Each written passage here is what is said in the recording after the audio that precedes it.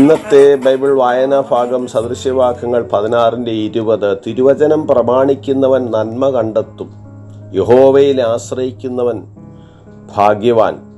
ദൈവതിരുനാമം മഹത്വപ്പെടുമാറാകട്ടെ. യഹോവയിൽ ആശ്രയിക്കുന്നവൻ കുലുങ്ങാതെ എന്നേക്കും നിൽക്കുന്ന സിയോൻ പർവ്വതം പോലെയാകുന്നു. യിരെമ്യാവ് 17:7-8 വാക്യങ്ങൾ പറയുന്നു, യഹോവയിൽ ആശ്രയിക്കുകയും യഹോവ തന്നെ ആശ്രയമായിരിക്കുകയും ചെയ്യുന്ന മനുഷ്യൻ ഭാഗ്യവാൻ. അവൻ വെള്ളത്തിനരികെ നട്ടിരിക്കുന്നതും ആറ്റരികെ വേരൂന്നിയിരിക്കുന്നതുമായ വൃക്ഷം പോലെയാകും. ഉഷ്ണം തട്ടുമ്പോൾ അത് പേടിക്കയില്ല, അതിൻ്റെ ഇല പച്ചയായിരിക്കും. വരൾച്ചയുള്ള കാലത്തും വാട്ടം തട്ടാതെ ഫലം കായ്ച്ചുകൊണ്ടിരിക്കും. ദൈവവചനം പ്രമാണിക്കുന്നതിലൂടെ മാത്രമേ കർത്താവിൻ്റെ അനുഗ്രഹങ്ങൾ നമുക്ക് ലഭിക്കുകയുള്ളൂ. ഏതു കാര്യത്തിലും ദൈവാശ്രയം ഉള്ളവൻ ഏറ്റവും സന്തോഷവാനാകുന്നു. മറ്റുള്ളവരെ വിധിക്കരുത് എന്നുള്ളത് ദൈവത്തിൻ്റെ വചനമാണ്. എന്നാൽ മറ്റുള്ളവർ നമ്മുടെ ഇഷ്ടമല്ലാത്ത കാര്യങ്ങൾ പറയുമ്പോഴും പ്രവർത്തിക്കുമ്പോഴും നാം അവരെ മനഃപൂർവ്വമായി വിധിക്കുന്നു. കർത്താവിൻ്റെ പഠിപ്പിക്കലുകൾ നാം വായിക്കുന്നതിലും ധ്യാനിക്കുന്നതിലും ഉപരിയായി അത് പ്രമാണിക്കേണ്ടിയിരിക്കുന്നു.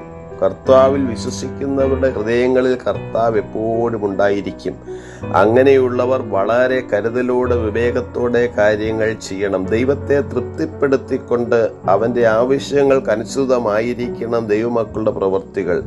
ദൈവത്തെയും ദൈവവചനത്തെയും ഭയപ്പെടുന്ന വ്യക്തി പ്രഭുക്കന്മാരെ ഭയപ്പെടുന്നില്ല. ദൈവവേദലിന് തിരുവചന ധ്യാനത്തിൽ നിന്നും വലിയ അനുഗ്രഹങ്ങൾ ലഭിക്കുന്നത് കൊണ്ട് വലിയ കൊള്ള കണ്ടുകിട്ടിയവനെ പോലെ അവൻ സന്തോഷിക്കുന്നു. ദൈവത്തിൻ്റെ കൽപ്പനകളെ ആചരിക്കുവാൻ നാം മനസ്സ് വയ്ക്കുന്നില്ലെങ്കിൽ ദൈവത്തിൻ്റെ രക്ഷയിൽ പ്രത്യാശിക്കുവാനും നമുക്ക് കഴിയുകയില്ല. ദൈവവചനത്തിലെ നിക്ഷേപങ്ങളെ കാണുവാൻ നമുക്ക് സാധിച്ചാൽ അതിനോടുള്ള പ്രിയം വർദ്ധിക്കും. വചനം ഹൃദയത്തിൽ സംഗ്രഹിച്ച് അത് പ്രായോഗികമാക്കുന്നവനാണ് ഭാഗ്യവാൻ.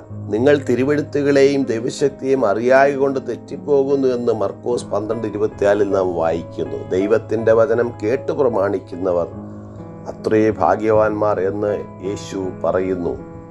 ഈ വചനങ്ങളാൽ ദൈവം നമ്മെ ഏവരെയും അനുഗ്രഹിക്കുമാറാകട്ടെ.